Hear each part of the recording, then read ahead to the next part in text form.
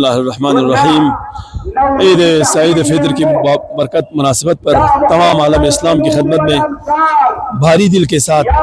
تبریک پیش کرتا ہوں۔ بھاری دل کے ساتھ اس لیے کہ ہم اور آپ کو معلوم ہے کہ اس سال ماہ مبارک رمضان میں دنیا کے مستضعفین عالم کے لیے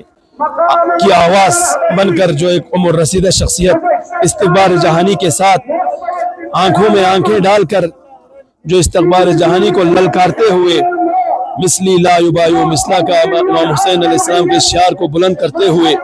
ماہ مبارک رمضان میں قرآن کی تلاوت کرتے ہوئے تاریخ کی خبیث ترین اور بدبخت ترین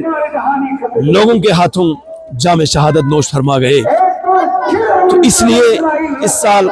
دنیا بھر کے زندہ ضمیر انسانوں کی طرح یہاں انجمن صاحب زمان کی بینر تلے جو سعید فطر کی جو خوشیاں منائی جاتی تھی، تو اس سال عید کو صرف اور صرف نماز اور دعاؤں تک رکھ کے اور ایک دوسرے کو عید کی تبریک اور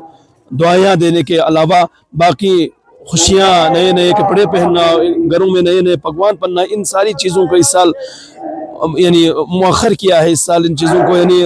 حذف کر دیا ہے، کیونکہ ہم جانتے ہیں کہ عالم اسلام مستضعفین جہان بالخصوص عالم تشیع واقعاً آپ اندازہ نہیں لگا سکتے کہ کس عظیم خداوند عالم کی نعمت سے محروم ہو گئی ہے۔ اور عید نوروز اس سال عید نوروز اور عید الفطر دونوں ایک ہی دن ہے، تو عید نوروز کے دن پر یہاں پر ہمارے کرگل میں اور خاص کر اس کرسے علاقے میں بہت ہی چہل پہل ہوتا تھا، تو اس عید نوروز کو تو ٹوٹلی اس کو اگنور کیا ہے، اس سال اس کو نظر انداز کیا ہے۔ البتہ عید الفطر سعید کی مناسبت پر یہاں پر نماز عید برگزار ہو رہی ہے آغا شیخ صادق بلاغی کی امامت میں،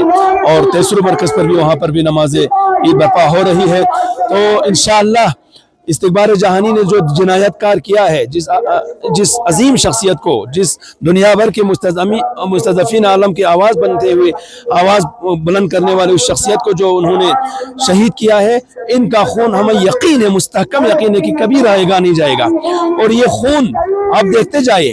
ان جو شہداء کا خون بہایا گیا ہے، یہ سبب بن رہا ہے کہ بہت سارے منافقین کے چہروں سے جو پردے لگائے ہوئے انہوں نے اسلام کے جو لبادے میں اوڑھ کر بھیڑے بیٹھے ہوئے، ان سب کے چہروں سے وہ نقاب اتارنے کا بھی یہ شہداء کے خون تاثیر دے رہے ہیں۔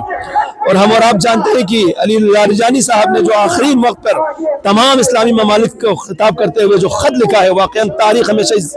خط کو یاد رکھے گا، اور یہ ان اسلامی ممالک کے چہرے پر یعنی بہت ہی ان کے مذمت ہے کہ انہوں نے کہا کہ کسی بھی اسلامی ممالک نے استقبال جہانی کے خلاف لڑی جا رہی اس جنگ میں جمہوریہ اسلامی ایران کے ساتھ بالکل نہیں دیا ہے، صرف بیان بازی تک محدود رہا ہے اور کسی نے کھل کے سامنے بیان نہیں کیا۔ اور یہ ہوتا بھی ہے کربلا کے ثانیے میں بھی، حماسہ کربلا میں بھی 72 کا لشکر تھا، امام حسین علیہ السلام کی آواز پر لبے کہتے ہوئے جو لاکھوں کے لشکر پر بھاری تھا، اور وہ 72 اگرچہ ان کے سر نیزوں پر بلند کیا گیا، لیکن وہ آئیڈیالوجی آج تک زندہ ہے اور روز افزوں ترقی کرتا جا رہا ہے۔ اور اسی آئیڈیالوجی کو قائم پر چلتے ہوئے بانی انقلاب اسلامی امام خمینی رحمۃ اللہ علیہ نے جو اس انقلاب کی بنیاد رکھا تھا، اور اس انقلاب کا پچھلے 37 سال سے ہم اور آپ کے رہبر عزیز شہید عزیز نے جو علمبرداری کی تھی، اور آخرکار ان کی اپنی دعائیں قبول ہوتے ہوئے ہم اور آپ اکثر دیتے ہیں ان کے مجالس میں، ان کی تقاریر میں کہ اللہم ارزقنا شہادہ کا جو دعا دل سے جو دعائیں کرتے تھے، اور آخرکار واقعاً کتنا عظیم المرتبہ شہادت انہیں نصیب ہوئی۔ اور ہمیں یقین ہے کہ یہ نظام پابرجا رہے گا، اور امام زمانہ کی ظہور تک انشاءاللہ بہت ہی جلد یہ نظام متصل ہو کر رہے گا، اور مستضعفین عالم کا بول بالا ہوگا۔ مستکبرین جہان اپنی بد سے بدترین انجام کو پہنچنے عنقریب ہی ہے انشاءاللہ۔